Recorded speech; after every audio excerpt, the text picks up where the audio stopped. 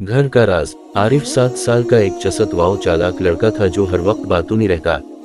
इसकी एक अजीब आदत थी कि वो घर की हर छोटी बड़ी बात अपने दोस्तों और यहाँ तक के रास्ते में मिलने वाले अजनबियों को भी बता देता।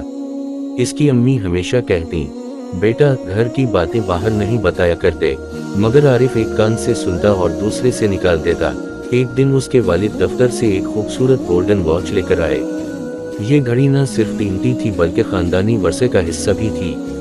अगले दिन स्कूल में आरिफ ने अपने सबसे करीबी दोस्त जैद को बताया, तुम्हें पता है मेरे अब्बू ने एक नई घड़ी खरीदी है जो सोने की है। वो हमारे खानदान की खास चीज है। जैद ने हैरान होकर पूछा, क्या वाकई? वो कितनी कीमती है? आरिफ ने फखरी अंदाज में जवाब दिया, बहुत ज्यादा। मेरे अब्बू कहते हैं इसकी कीमत लाखों रुपए है। जैद ने ये बात अपने बड़े भाई कामरान को बताई, जो कि एक चालाक चोर था। कामरान ने तफसीलात जानकर एक शैतानी मुस्कुराहट के साथ कहा, अच्छा तो क्या तुम्हारा दोस्त बता सकता है कि वो घड़ी कहाँ रखी हुई है?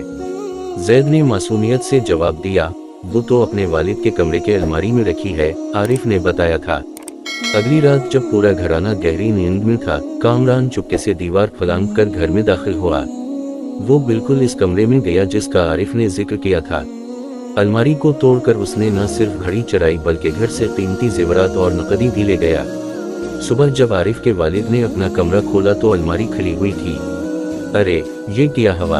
उनकी आवाज सुनकर पूरा घर जुमा हो गया। आरिफ की मां ने देखते ही चीख मारी, हमारे तमाम जेवरात और नकदी गायब हैं। वो घड़ी भी नहीं है। पुलिस आई तो इन्होंने सबसे पूछगछ की। जब आरिफ से पूछा गया तो वो रोने लगा, मैंने जैद को बताया था कि हमारे पास नई घड़ी आई है। मैं नहीं जानता था कि। आरिफ के वालिद ने गमगीन आवाज में कहा, बेटा हमने तुम्हें कितनी बार समझाया था कि घर की बातें बाहर ना किया करो। अब देखो तुम्हारी बातों की वजह से क्या हुआ। इस वाकये के बाद आरिफ को गहरा सदमा हुआ। वो समझ गया कि घर की बातें घर ही में रहनी चाहिए, हर किसी पर एतबार नहीं करना चाहिए। राजदारी एक अहम खूबी है। अब आरिफ ने अपनी आदत बदल ली।